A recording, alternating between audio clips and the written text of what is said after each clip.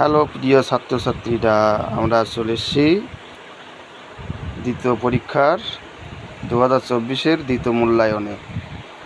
Subject Bangla, পঞ্চম শ্রেণী। প্রথমে তোমরা দেখো বিমলার অভিমান নবকৃষ্ণ ভট্টাচার্য। এর থেকে শব্দযুগলের পার্থক্য, দুয়ের দাগ এবং পাঁচের দাগ ক স্তম্ভের সঙ্গে খ স্তম্ভ মিলিয়ে লেখো।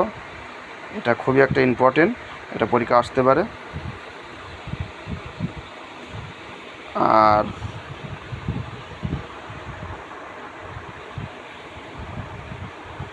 তেত্রিশ পেজ থেকে বেমানান তার নিচে দাগ দাও, নয়ের দাগ, বিপরীত শব্দ 10-এর দাগ এবং বাক্য রচনা করো 11-এর দাগ।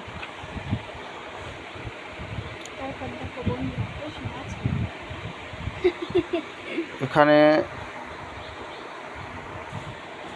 34 পৃষ্ঠার 15-1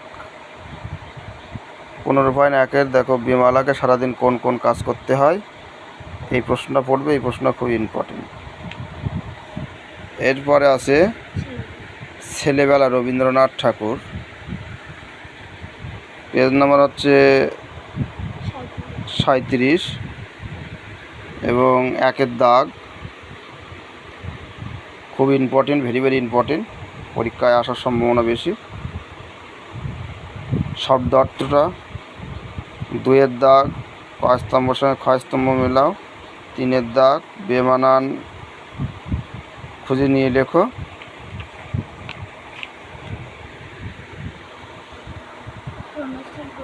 পেজ নাম্বার হচ্ছে 38, শূন্যস্থান পূরণ করো। আর 6-এর দাগ আর হচ্ছে 8-এর দাগ, ক্রিয়া নিচে দাগ দাও। এখান থেকেও বাক্য রচনাটা করবে, 9-এর দাগ আর 11-এর দাগ।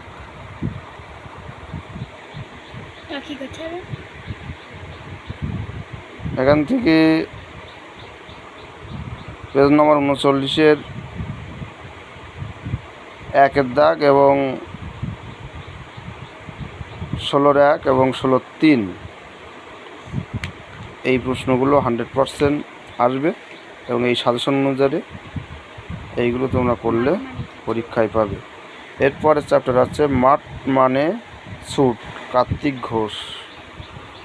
এখান থেকে ইম্পর্টেন্ট তেমন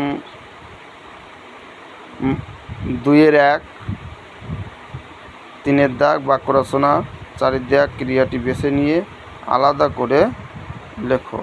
পেজ নম্বর হচ্ছে 41।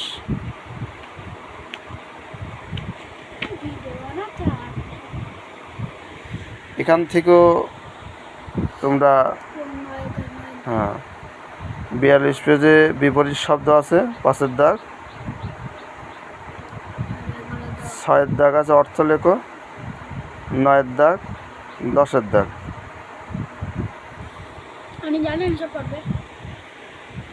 এখন 43 পেজে আছে 13-এর দাগ, এক কথায় প্রকাশ করো। আজকের ভিডিও এই পর্যন্ত।